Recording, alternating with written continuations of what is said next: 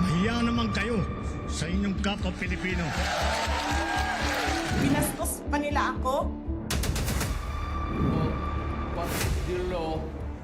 Pakinggan ng proceeds of the illegal drug trade ng Duterte.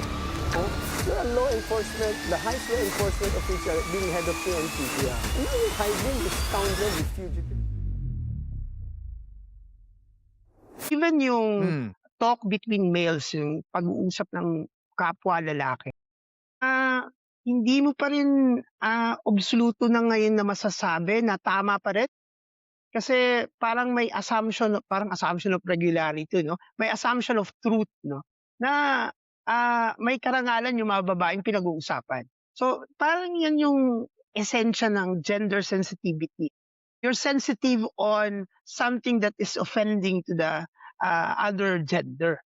Kahit ang mga nag-uusap ay lalaki sa lalaki. Siguro kung yan ay nangyari way back 20 years ago o 10 years, even 10 years ago, maiintindihan natin. Tatawanan lang yan. Kasi walang wala pang pag-aaral, hindi mo pa nakikita yung initiative din ng mga kababaihan i-assert yung kanyang karapatan at karangalan. Eh ngayon, kitang-kita mo na ito sa modern society, kita na natin yan At nire-recognize na, no? Na itong gender na ito ay hindi katulad nung tingin natin ng mga lumang henerasyon. I do respect yung tingin mo, Pilkas, kasi yun nga parang ang bias din, yung mga kalalakihan, no?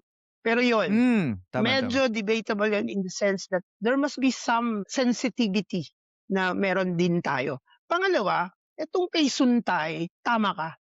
Tama ka na kailangan itong pag-usapan kasi bukod dun sa sensitivity issue na malaki ng usapin, no? Kasi parang ang hirap i-drive niyan kasi nakasanayan. Ito, ginamit mo pa tong nakasanayan mo sa isang venue kung saan public sphere, pampubliko, lantad. At ito pa, yung dagdag, sino yung nagsasalita? You're not just any other man. You're not just any other guy. You're a congressman representing your district. My goodness. Ang ibig mo bang sabihin, tanggap-tanggap, even to your district, yung statement mong yan? Kung strictly sasabihin natin na ang dapat niya, representation ka ng distrito mo. Sila ba papayag din sa the way you said the statement, no? So, tatlong infraction. Una, yung sensitivity mo bilang lalaki, siyempre, merong kalabit sa atin kasi yun nga, tayo. Miski ako magsasabi na parang natural yun, lalo na pag tayo, yung makismo natin sa yung kwento natin na parang, we have relationship with women. Parang natural. Pero ang medyo check doon is sensitivity. Pero pinalala yung issue ng public statement at yung possession of the person who is telling the statement, delivering the statement. Yes.